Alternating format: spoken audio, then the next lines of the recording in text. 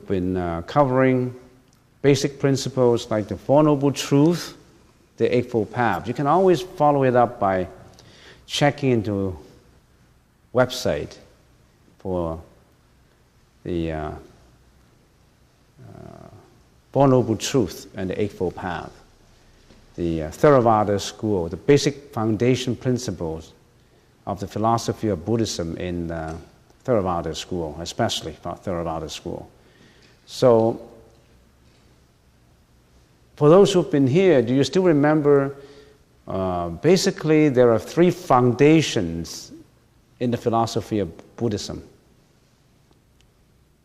The other day I was talking right in the front hall in the cafeteria or refectory. I've been talking about, is Buddhism a religion or a philosophy? Someone asked the question, is Buddhism a religion or a philosophy? And Buddhism is neither a religion nor a philosophy. And Buddhism is a religion and is a philosophy. So we need to explain all of that. But I reserve that for some other time, because today I'm supposed to cover the right intention of the Eightfold Path. But let's do some thinking before we talk about whether it is Buddhism. Is that maybe we'll get some key points in there. What is a religion? Religion arises from faith. If there isn't faith, there isn't a religion. So, religion arises from faith. And what is philosophy? Philosophy arises from thinking, from analysis, from mental thinking. It's not just faith. Philosophy does not just arise from faith alone. It arises from thinking. But then, Buddhism does not depend 100% on faith. If you believe in the Buddha, that wouldn't liberate you from reincarnation. Faith, it's important, but it's not the most important. If you have faith and you don't practice it, the faith does not have ground. If you want to build a building and you don't have a foundation, the building will collapse. So Buddhism does not just arise from faith. So it is not a religion. Does not arise from faith. And how about ceremonies? Religion has ceremonies. In a meditation hall, we don't even have to prostrate to the Buddha. We don't even have to burn incense.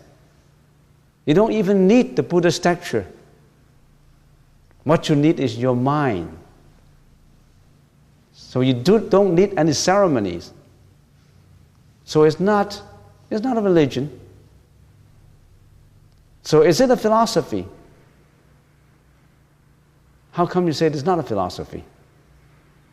Philosophy requires thinking. It arises from thinking. Everybody in your daily life, everything is associated with philosophy. There's nothing that does not relate to philosophy. For example, if you want to say, I want to be good to mankind. There's value in humanity. That's the value of philosophy. I want to treat my mother nice. Filial piety. That is the value of ethology, ethics, moral ethics. So everything, there's nothing that does not relate to philosophy. But it's Buddhism and philosophy, yes, it has moral code in it, it has a system of thinking. But philosophy changes over time. What was said by a philosopher 100 years ago may not be true now. But the philosophy of Buddhism has not changed. It's been the same as when Buddha uttered the philosophy. So it's not a philosophy. It doesn't change. Truth doesn't change. So how come you said that Buddhism is a faith, is a religion, and also is a philosophy? It fits in faith, and it fits in a system of thought. So where do we put, how do we label Buddhism? Why do you need to label it? Have you labeled enough? Have you stereotyped enough? This is good, this is bad, this is tall, this is short, this is beautiful, this is ugly, this is rich, this is poor. Have you labeled enough in the society? Have you discriminate enough? Stop the discrimination. You don't need it. Why do you always have to label it? What is it? You always have to label things. He's good, he's bad. Can we get rid of the habit of labeling and stereotyping and discriminating? I think we can if we try hard. Anyway, that's not my subject. That's not my subject. My subject is not talk about philosophy and religion. It takes a long time to talk about it. And so what I'm talking about today is still the Noble Eightfold Path. And we always have to remember, how do we practice in Buddhism? The three foundations. The first one is morality. In the Sanskrit language is sila. S-I-L-A. Sanskrit, sila, morality. The second one is concentration, or you can say mental development. And in the Sanskrit language is dhyana, or samadhi. And the third is wisdom. In the Sanskrit language is prajna, wisdom. So these are the three. If we categorize it, in Buddhism, you need to practice morality. You need to practice mental development. You need to practice the culturing, the nurturing of your wisdom. These are the three foundations of Buddhism. You can't do away with any of one of these. Without moral ethics, your meditation is going to go astray. Without concentration, how can you breed up your wisdom? So all these three are the foundations, are the pillars that support the philosophy of Buddhism.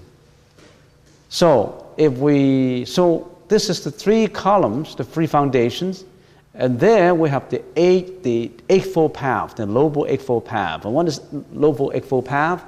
Right understanding, right intention, right speech, right action, right livelihood, and right mindfulness and right concentrations, right efforts. So this is 8. In practicing, not just practicing Buddhism, living in humanity, you really have to know what is right and what is wrong. If you don't even differentiate what is right and what is wrong, then you're not on the right path. But then we also have that question is, how do you define what is right and what is wrong? Morally, what is right in one country could be wrong in another country. But why don't we just generalize our definitions? As long as it is benefiting humanity, you're not bringing harm to others and to yourself. Within that broad framework, that is right. If you're hurting others and hurting yourself, then it's wrong. Because getting into the definition of what is right and what is wrong requires a lot of discussion. And mind you, Buddhism is not just blind faith. Buddhism requires discussion, requires questions, requires thinking, requires a lot of philosophical breeding and nurturing and cultivation. So if you're a first-time comer, you got into the right time. It's not just about crossing your leg and meditate and prostration and Buddha. Buddha is God. Buddha is not God. Buddha is not God. Buddha is the teacher who found the way to liberate himself and all his folks from suffering. We're suffering now. Don't you know that we're suffering? Do you know that we all are suffering? Some people don't even realize we are suffering. Why are we suffering? Living is suffering. Aging is suffering. Death is suffering. Sickness is suffering.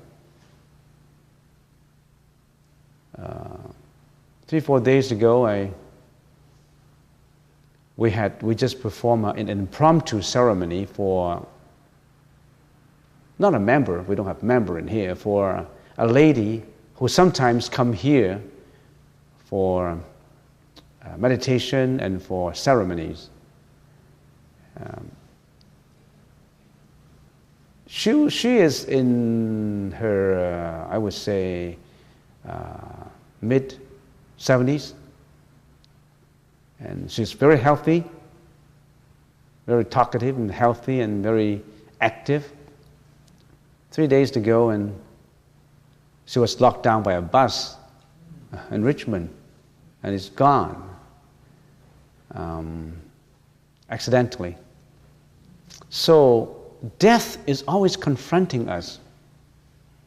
How can you say that life is happy and no suffering when death is always confronting us?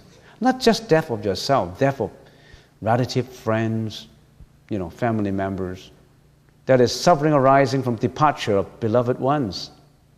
Suffering arising from living with hated ones. You lived with a husband, your boyfriend, you don't like it, or your girlfriend, your wife, you don't like it. You don't like your colleagues. You're stabbing your back. Your supervisor is terrible, and he wants you to drive you out of your job, and you hated him, and he hated you. But you still have to carry on. You need the job for a living. You hated your work. You hate that man. He's supervising you as unreasonable. Every day you have to go back to work, and every day you're suffering. Don't you think that is suffering? There's a lot of suffering. I haven't mentioned wars. I haven't mentioned genocide. I haven't mentioned murdering. I haven't mentioned crimes. I haven't mentioned drinking, driving. I haven't mentioned all these family problems, broken homes, drunken fathers, drunken wife, kids on drugs. Flip the newspapers, and you know what suffering is all about. It's all in there. So, suffering. And right intention now. I want to fit in, I already talked about the Noble Eightfold Path. The first one is right understanding, the second is right intention. Under right intention, the most important aspect of right intention is you have to have the intention of renunciation. Renunciate what? Renunciate all the desires and the gratification of these desires. Suffering arises from desire, from your craving. You always crave. You're greedy for more. It's different from trying your best efforts to achieve at something. Greediness and your efforts to achieve something is different. Greediness has a bad foundation in it. You're greedy for yourself. So, right intention consists of three aspects. Intention of renunciation, intention of goodwill, and intention of harmlessness. And I would like to cover that before I close up this lecture. We can always have question and answers later. So intention of renunciation means you must understand that the world we're living in is full of suffering. When we talk about Four Noble Truths, you know what suffering is all about. And you want to be liberated from this suffering. And you also want all living beings to be liberated from them. Buddhism is not just concerning yourself. It's concerning about liberation of all others. When Buddha renunciated all his luxuries in the palace and become an ascetic, he had the intention in mind is he wanted to find that method to liberate from suffering, not for himself, but also for all his citizens, all his folks. That's why he went on to go on for that spiritual odyssey, to look for that method of liberation from suffering, liberation from mental afflictions. Some people do not even realize that we are suffering. Right? That's true because they don't realize it. And they may say that I'm perfectly happy and I have a job, I have a good family, I have good health, and everything is changeable and impermanent. Today you may be okay. We don't know about tomorrow. That lady that I mentioned just a few minutes ago, yesterday she was extremely healthy and extremely active, and the next day she was dead. So nothing stays the same all the time. The Buddhism tells us that everything is impermanent. It's not pessimistic. It's not negative. How come Buddhism is talking about suffering and impermanence and no self? And aren't these all negative, pessimistic? No, this is extremely positive. It is because we realize suffering, we realize that we have all these problems that we want to change them. It's not just we are suffering, oh, poor me, I'm suffering. Oh, everything is impermanent. Oh, terrible. We should be expecting death. No. The world is impermanent, the world is full of suffering, but we want to change them. We want to be liberated from them. We want to work hard at it. That's why we're meditating. That's why we're working hard. It's just the opposite. The Buddha is extremely optimistic and extremely hardworking, striving for that goal of liberation.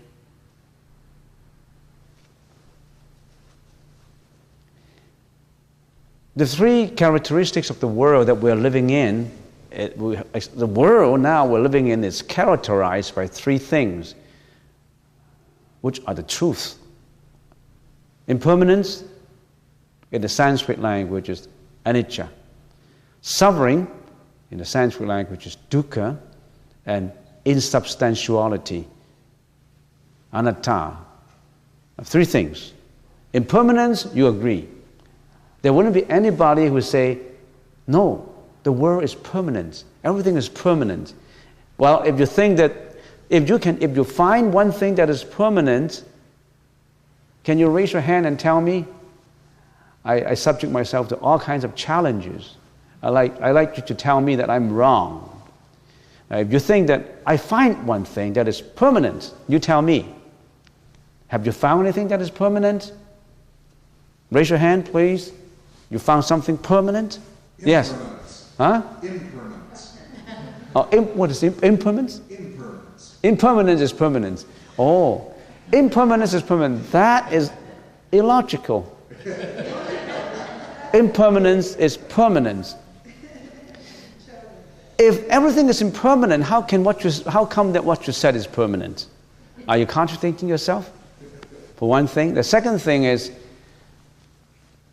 the Buddha said, your understanding, the knowledge that you have, the method that you have, is just like a raft that takes you from this shore of confusion and suffering to that shore of nirvana, of enlightenment. That's the boat to Victoria, the ship to Victoria. When you arrive at Victoria, you got to get off the ship. Don't attach to impermanence. Don't attach to the truth. Even the truth has to be discarded. How can you attach to the method? How can you attach to understanding that everything is impermanent? Don't attach to it. Yes? Is consciousness not permanent? Consciousness is permanent? Well, your consciousness, that's a good question. Your consciousness has many parts to it. The consciousness that's what we have, the consciousness that we're using now for eating, drinking, walking, thinking, working. That's our consciousness. That consciousness is illusory. That consciousness has attachment to it. That consciousness is polluted. That's not permanent. If it's permanent, then one should change that consciousness. It should be pure. But no, one day you are calm and another day you are mad. Your consciousness changing all the time. Today you are happy. Tomorrow your consciousness is sad. It's changing. It's not permanent. There's something within you. Huh? Yes? There's something within you. Yes. And I can't define that. Yeah. And I think all religions have tried to define that. Yeah? That's a good question. Permanent. There's something in you that... Oh, yeah. Mm-hmm. Each living, breathing plant, life, whatever. Yeah. Something within Yeah. all of us. That's a good question. That is permanent. Yeah. There's something there that we cannot define, we can't talk about it, that we call permanent. Then why don't we talk about it? If we can't talk about it, then we just simply don't talk about it now. we can't talk about it. So we can't talk about it because you can't talk about it. You have to talk about it. There was a novice monk and there was a Zen master, and the Zen master one day said, I have something to tell you. And that something is immeasurable, inconceivable. It's not a form, unutterable, something that's beyond thinking, beyond consciousness. Tell me what it is. And all these monks kept silent. And there was one monk who raised his hand. I know what it is. And he said, he stands up and he said, that's Buddha nature. That's Buddha nature. And then the Zen master used this stick and he said, bang. I already told you, we can't talk about it. I already told you, we can't talk about it. So, you still want to talk about it, right? Okay.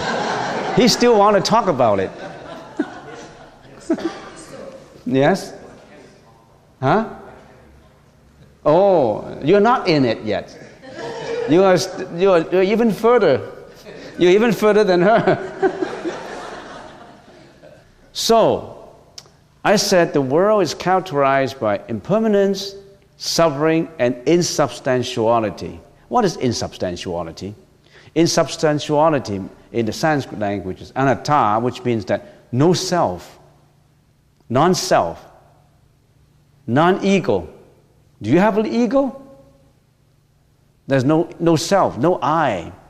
This world should have no I, no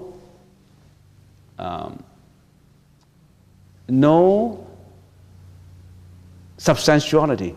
Now that requires time to explain. Anyway, so how can you... So renunciation is to turn away from craving and turn away from the gratification. The gratification. Sometimes we have craving and want to gratify it. Why? We want to have nice house, nice job, rich, fame, reputation, money, and all that. You gratify all of those things. But in right intention, we need the intention to renunciate it.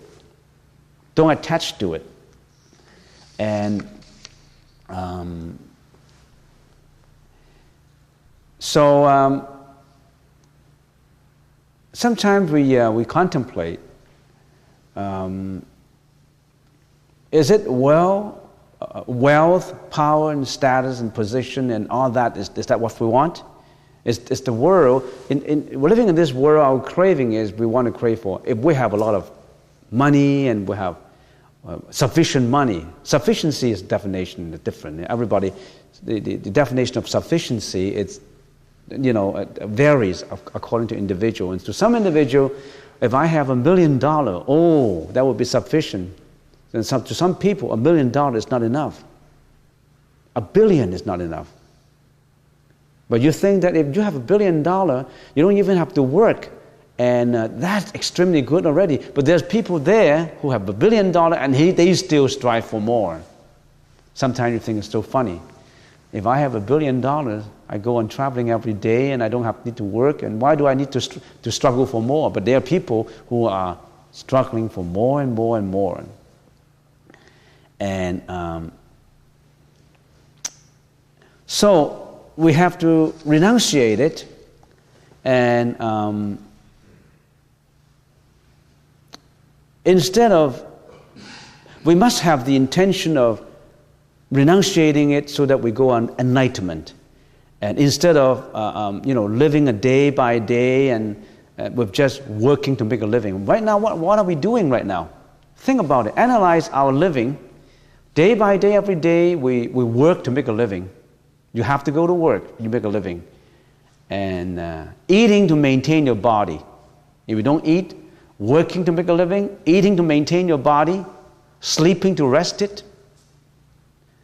and watching television, partying, and variety of interludes to entertain it, vacationing to amuse it, and finally death to finish it. It's very simple. That's what we're doing now. If you're retiring, I don't have to work. Okay, then you drop the working for a living, but you still have to eat to maintain your body, sleep to rest it, vacationing or entertaining yourself to amuse it, and finally you have to finish it with death. Are you satisfied with this boring life like that? And the Buddha said, don't just attach to those things. There is something else spiritually that you should look at. And so the intention of renunciation also means that your intention to be liberated from birth and rebirth, the samsara, the intention to attain enlightenment. Do you know what is samsara? Do we know what is birth and rebirth? You need to know reincarnation. What's the meaning of reincarnation? What is the meaning of karma? You need to know all that. Now, what is the intention of goodwill? Next is, I said, in right intention, there's 3 aspects that you really have to know about. Of course, that right intention has a very broad scope, but I just restrict it to 3 things. The intention to renunciate craving and gratification of craving, and next is the intention of goodwill. As we all know, the 3 poisons of life, what are these 3 poisons of life? Greediness, anger, and ignorance. Right understanding deals with overcoming ignorance that we already talked about. Intentional renunciation deals with overcoming greediness. And how about anger? How do we overcome anger? The intention of goodwill aims at controlling inherent anger and aversion in us. In our daily life, we usually express our anger and aversion by bodily and verbal action. We are angry, we have aversion, we show it by bodily action or by words, verbal action. Yelling, shouting, quarreling, express your anger. This habit releases your tension. You need to release it. Release the tensions, help to drive the anger out of your own system. But it also has dangers. It breeds resentment. Although you think that you release your tension, you drive anger out of your system, but actually it breeds resentment and it provokes retaliation, creates enemies and poisons relationship and create unwholesome karma. You know what karma is. It creates unwholesome karma. And finally, ill will does not leave the system at all. You think that by expressing your anger verbally and bodily actions, you release your anger out of your system, but it hasn't. It gets deeper and deeper in there, and it couldn't get out. How can we practice the intention of goodwill? How do we do it in order to release our anger? By frequently thinking of rendering loving kindness. In the Sanskrit language, or in the Pali language, is metta, M-E-T-T-A. By always thinking of rendering loving kindness. Loving kindness just not to your family, to your friends, but to all sentient beings, to all animals. not just humans.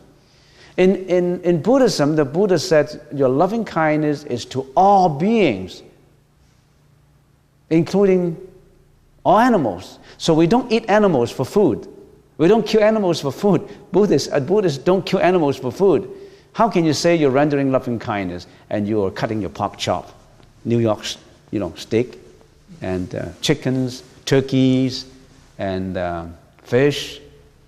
How can you say I'm practicing loving kindness and at the same time you go to a restaurant, you order a crab, a lobsters, and the waiter said, "Is this what you want? This is 2 pounds." And the lobsters is moving around, green and beautiful.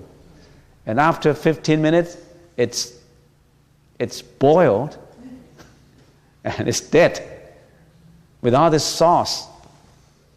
You rip it apart and you dip into the sauce and you think it's tasty. You kill the animal. On the other hand, you always tell your friends that, "Oh, I'm always kind. I have loving kindness." Are you contradicting yourself? Loving kindness is not sensual love or love involved in personal affection. Sensual love or a love of personal affection is a form of craving. It's not loving kindness. It's self-directed and it's usually egoistic. Because if the love is not reciprocated by the other party, then you hate the other party. Personal affection, personal love is, I love you, you've got to love me.